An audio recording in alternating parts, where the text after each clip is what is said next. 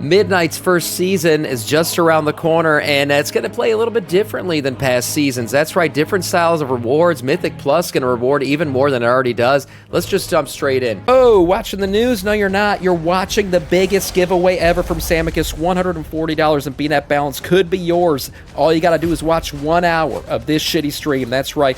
What can you use the BNet balance to buy? Anything your heart desires, from the store, the merch shop, whatever it is.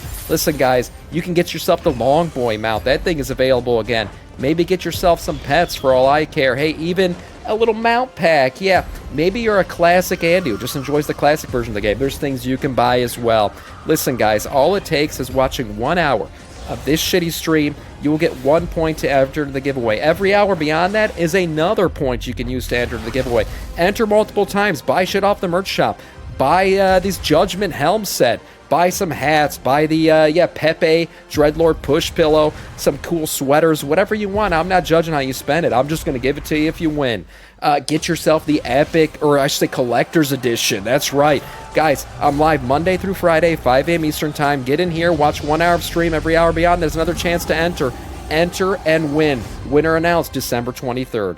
So first off, when is this season going to start? Well, we already know now with the splash screens and everything else how this first round of everything's going to kick off with Midnight. First of all, if you got early access, your Epic Edition, things like that, February 27th will be the launch date of the Midnight expansion, which will be good. You know, you get in, you level, you get your Apex talents, you'll embrace the ancient strength of the Horanir if you want to make one of those, and then answer the call of the light, right, fending off the void and midnight and the Sunwell and everything else. That'll be how we kick things off. That'll be what we'll be doing for about a month until the actual season kicks off. Midnight Season 1 won't kick off until March 17th, so that's 10 days short of a month right there. So we got plenty of time to level up, do all the things. I actually like this a lot. I do like the way that they wait a while until the actual grind of the gear kicks off. I can enjoy the new zones, enjoy the new music, kind of take my time leveling through it all, and not feel super rushed, which is the way I personally enjoy it. The beginning of an expansion is always my favorite part of an expansion. So we'll be kicking off the Season 1 of Midnight on, as I said before, on March 17th, which means that'll kick off your delves, your beginning of your Mythic Plus dungeons, and your first 2 raids of the 3 raid pack that we're going to get for the season will also open up with the Void Spire and the Dream Rift. We won't get the actual raid on Quel'Danas or whatever until, I think, a couple weeks later. So that'll kind of kick things off for us there. Now, what is Mythic Plus going to look like this season? Well, it's going to be a little bit different than previous seasons because the rewards are going to be different. That's right. Blizzard is upping the rewards you guys are going to get from Mythic Plus in a major way. I mean, I'm seeing this change how the Race to World First works and everything, because not only will Myth Track gear now, you know, it drops at level 10 already, you're going to be able to pump your Myth Track gear up to 4 of 6. That's right. Gear will now continue to increase, I guess I should say, in item level until plus 18. Now, this is plus 18 ain't for the faint of heart. A lot of people, especially early on, have trouble with plus 10s and 12s. Now, typically in a season, that's where people settle in after a while. Right, you got your 10s and 12s being run, you get your best gear possible and everything else. Well, now, plus 18 will give 4 of 6 Myth Track gear. That's right. Yeah, 270 item. This is going to be big, guys. Big dick item level, big dick gear. Now, what does this mean? I guess the pay-to-win community is going to keep paying to win, because plus 18s ain't going to be easy. That's not something your typical WoW player goes around doing, but it will at least reward you with something. Now, this is extra important for this season, because don't forget, the way you upgrade your gear is changing this season too as well. So right now, the way upgrade tracks are going to work in Midnight, going from a 4 of 6 or 5 of 6, going from a 3 of 6 to a 4 of 6, or going from a 5 of 6 to a 6 of 6 is going to cost you 50 Myth Track crests. That's right, 50 Myth crests, okay? No longer is this, annoying names going to exist for crests. They're just straight up named for the shit they're going to upgrade. You'll need 50 crests to go from a 5 to a 6. So there's a lot of crests you're going to be saving if you're doing, say, a plus 18 or a plus 17 dungeon. That's a ton of crests, because at the end of the day, these early ones, you'll be able to save what? If you're picking up a 2 of 3 or 3 of 3 or 4 4 of 6, 3 of 6, you're going to be saving 50 crests just by skipping those first 3 levels. I should say actually 60 crests for skipping those first 3 levels. So that's a ton that you'll be saving on the end of crests. But the problem is, like, a lot of people just are not going to be able to do plus 18s. I don't know. I'm sure we're going to see a much higher fail rate than previous seasons. Now, Blizzard is trying to make dungeons easier. Maybe we'll see one of the easiest seasons of Mythic Plus dungeons we've seen in a long time.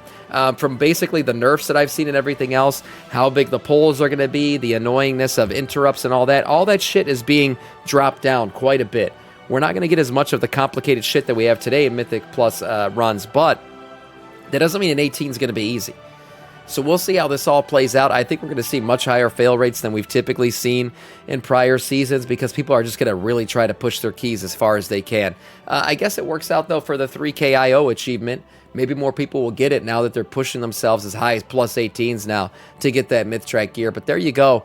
A different way to gear out this season. Much more different than previous seasons. Also, no curios. Well, there will be, but not for the first 2 raids. So as I said before, we got 3 raids opening up this season. We already know that. And the first 2 are going to open up, as I said, when the first season kicks off. Your last raid won't open up until a couple weeks later. So here we go. We got Void Spire releasing on March 17th, as I said before, to kick off Season 1. But the March on Quel'Danas, which will be the final raid of the first season, won't kick off until March 31st.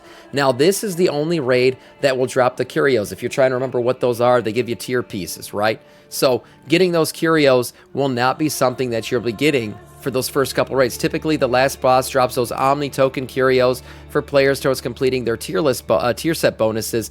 Those will not drop off the first 2 raids. Now, I kind of see why Blizzard would do this. If you got 3 raids and 3 chances to get a curio every single week, you might just gear out way too quick. Okay, so they're probably going to only want to give you 1 from one of the sets of the raids. It looks like it's going to be that final raid, so you won't be able to actually loot a curio until March 31st. That's how that's all going to work. 1 is enough. I agree too. I think giving us way too much too quickly is going to make the season boring.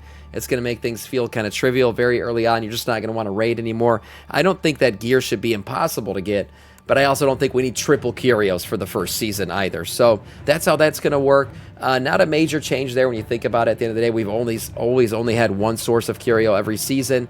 But the big thing is the way the crest upgrade system is going to work and the way Mythic Plus is going to work. Those are huge changes going forward from anything we've experienced so far in WoW. Now moving on to a little bit something more interesting, maybe, for those of you who are into the lore. Guys, everybody might be able to be paladins.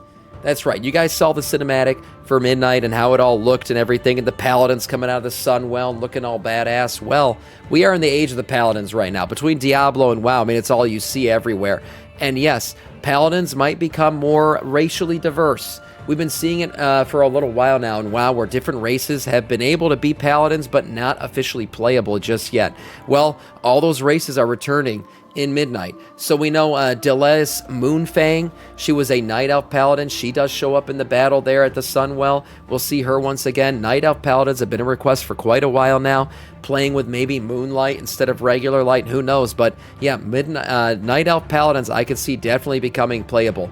Hadwin, another playable race here, the Kultirans. I personally always thought Kultirans would be paladins off the bat, but here we go, Kultiran paladins. Definitely something that people have been requesting for a little while now, and definitely something that I could see happening as well. Kultiran paladins seem like the easiest one. They're just like humans. Okay, their religious beliefs are a little bit different, but yeah, plate looks great on them. We'll see what a judgment set looks like on a Kultiran, but I think these guys will end up happening for sure. Now, this one's very interesting. We have Ayanara Dawnshade. This one's kind of weird. A Void Elf Paladin. That's right. It's almost contradictory to even think about it. Somebody who's dabbled in the Void is now dealing with the Light too. Void Elf Paladins haven't really been discussed quite a lot until this character showed up. She was introduced in the prologue patch for the War Within. She is, in fact, a Void Elf Paladin, and she is known as the Wielder of the Eclipse. So they're trying to tie some maybe Darkness Void shit in here, along with her Paladin-esque abilities, but she is, in fact, a Paladin. Now, one big hint about the Kultiran and Void Elf specifically were these 2 mounts that were data mined. The Star-Cursed Void Strider requires a Paladin, and the Waycrest Griffin, obviously sounds like a Kultiran thing, requires a Paladin. You see the requirements there. So 2 Paladin mounts being brought into the game for 2 races that can't be Paladins yet might be a hint that they might in fact become Paladins. Yeah, made it to the shitty stream. What's up? Close, welcome in, man. So Paladins coming back, and then of course one that's been requested for a long time, I would say Undead Paladins. I mean, I thought Undead Paladins, natural part of the story, Probably somebody who was a paladin in life dies, and why can't they continue to be a paladin in undeath? I always thought that should be something that's possible, and I don't see why it wouldn't be. So undead paladins, I think certainly could be a thing going forward. We've seen the light play with undeath a little bit, or raise through undeath. Who knows? Maybe Kalia Menethil and her big mommy pillows will help people become paladins too. Right, she might play a role going forward in this expansion. We'll have to see. Some other maybe notable mentions here. We've seen Gnome Paladins and Worgen Paladins also show up in the game recently.